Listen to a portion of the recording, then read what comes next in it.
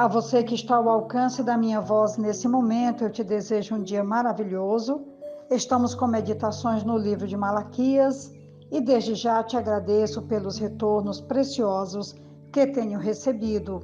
O objetivo é que possamos crescer na graça e no conhecimento da palavra do nosso Deus. Hoje a palavra está em Malaquias, capítulo 2, do 1 até o versículo 9, e ela nos diz assim: E agora esta advertência é para vocês, ó sacerdotes. Se vocês não derem ouvidos e não se dispuserem a honrar o meu nome, diz o Senhor dos Exércitos, lançarei maldição sobre vocês, e até amaldiçoarei as suas bênçãos, aliás, já as amaldiçoei, porque vocês não me honram de coração. Por causa de vocês, eu destruirei a sua descendência. Esfregarei na cara de vocês os excrementos dos animais oferecidos em sacrifício em suas festas e lançarei vocês fora com os excrementos. Então vocês saberão que fui eu que lhes fiz esta advertência para que a minha aliança com Levi fosse mantida, diz o Senhor dos Exércitos. A minha aliança com ele foi uma aliança de vida e de paz, que na verdade lhe dei para que me temessem. Ele me temeu e tremeu diante do meu nome. A verdadeira lei estava em sua boca e nenhuma falsidade achou-se em seus lábios. Ele andou comigo em paz e retidão e desviou muitos do pecado, porque os lábios do sacerdote devem guardar o conhecimento e da sua boca todos esperam a instrução na lei, porque ele é o mensageiro do Senhor dos Exércitos. Mas vocês se desviaram do caminho e pelo seu ensino causaram a queda de muita gente. Vocês quebraram a aliança de Levi, diz o Senhor dos Exércitos. Por isso eu fiz que fossem desprezados e humilhados diante de todo o povo, porque vocês não seguem os meus caminhos, mas são parciais quando ensinam a lei. Temos aqui uma advertência aos sacerdotes.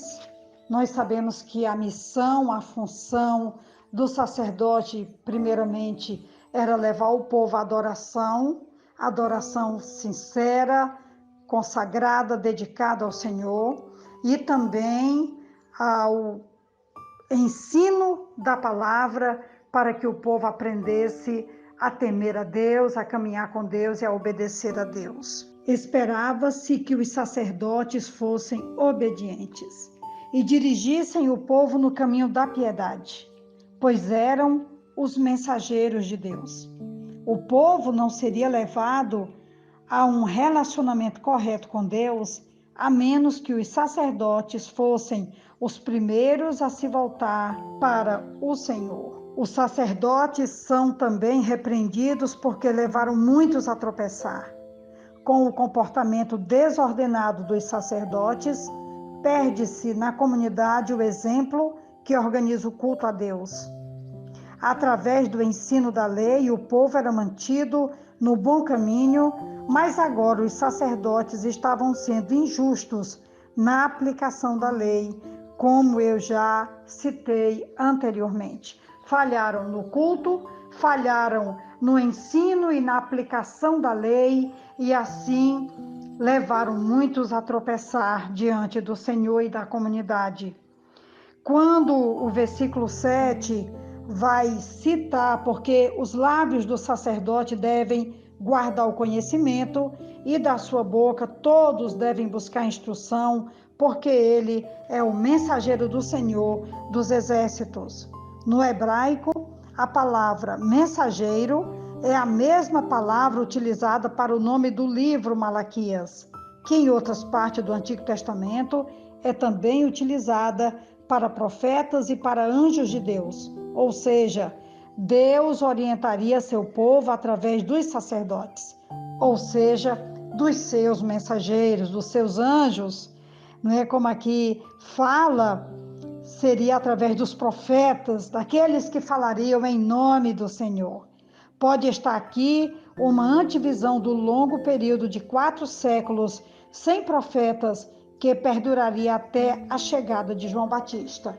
Nós sabemos que depois do livro de Malaquias, ele como último profeta do Velho Testamento, passou-se 400 anos de um profundo silêncio de Deus até a chegada de João Batista, que veio preparar o caminho do Senhor e veio anunciando a chegada que o reino de Deus estava entre nós, ou estaria entre nós. Nesse período, então, nesses 400 anos de silêncio, se formariam os fariseus, saduceus e os escribas. A ausência de profetas aumenta grandemente a responsabilidade dos sacerdotes. Eram eles que orientavam o povo na época do ministério de Jesus. Quero ainda falar dos sacerdotes sobre 7 características de um fiel mensageiro de Deus. A primeira, ele possui a vida e a paz do Senhor, como diz esse mesmo capítulo 2, versículo 5a. A segunda característica, ele teme ao Senhor, no termo do 5b. Terceira característica, ele tem a palavra de Deus sempre nos seus lábios, versículo 6, parte A. Quarta característica, o que fala não está contaminado com o pecado, versículo 6, a parte B. Quinta característica, ele anda com o Senhor, está no versículo 6, a parte C. Sexta característica, ele conduz os pecadores para fora do pecado e os leva para a santidade. Está no versículo 6, a parte D. E a sétima característica de um sacerdote, prepara-se e procura a instrução do Senhor para poder instruir o seu rebanho, como nós podemos ver aqui em vários momentos, em vários versículos. Eu também queria dizer que estava havendo uma grande dificuldade, porque Deus havia estabelecido os levitas, está no versículo 5, até o versículo 9, quando ele vai falar daquilo que o Senhor havia estabelecido para Levi, né, para os levitas, quando ele diz no versículo 8, mas vós vos desviaste do caminho, e muitos fizeram tropeçar na lei, corrompestes o concerto de Levi, diz o Senhor dos Exércitos. Aqui nós temos que os sacerdotes haviam desviado do caminho, a muitos havia feito tropeçar e havia corrompido o concerto que Deus havia deixado para os levitas. Nós sabemos que os levitas que ajudavam os sacerdotes no templo não herdariam a terra, porque o sustento deles viria dos animais e produtos oferecidos pelo povo. Em nenhuma passagem do Antigo Testamento existe menção de Deus ter feito um concerto especial com Levi. Na época de Malaquias, as ofertas eram tão escassas e de tão baixa qualidade que não sustentavam os levitas, que foram então obrigados a cultivar a terra, deteriorando os serviços no templo ainda mais. Deus estava ordenando que as ofertas apropriadas fossem restauradas, de modo que os levitas tivessem o suficiente para o seu sustento e pudessem se dedicar ao trabalho do templo. Em troca, os levitas deveriam ensinar o conhecimento do Senhor e liderar a adoração sincera e apropriada a Ele. Quantos desafios nós temos aqui no capítulo 2, de 1 até o versículo 9. Trazendo para nós hoje, nós precisamos sim restaurar o altar do Senhor, santificar o altar do Senhor, ter uma aplicabilidade no ensino da lei, da palavra.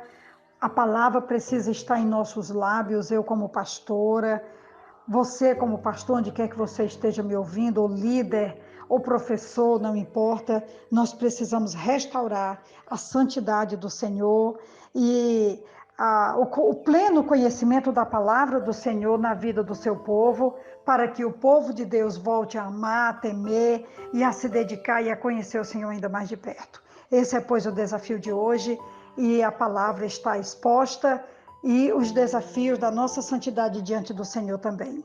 Que Deus nos abençoe e que venha um novo tempo, um tempo de avivamento, um tempo de dedicação, um tempo de amor e de profunda conhecimento de como andar na presença do Senhor. Que Deus nos abençoe.